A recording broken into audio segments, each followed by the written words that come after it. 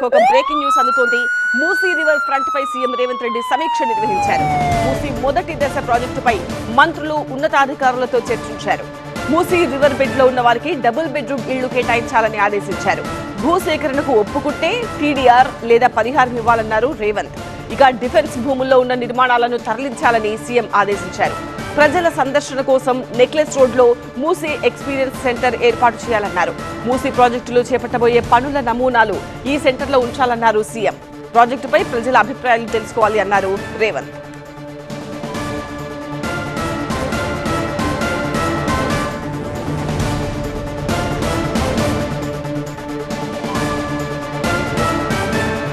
Musi riverfront పై CM Revanth Reddy కీలక సమీక్ష నిర్వహించారు.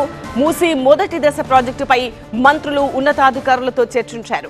మూసీ రివర్ బెడ్ లో ఉన్న వారికి డబుల్ బెడ్రూమ్ ఇళ్లు కేటాయించాలని ఆదేశించారు.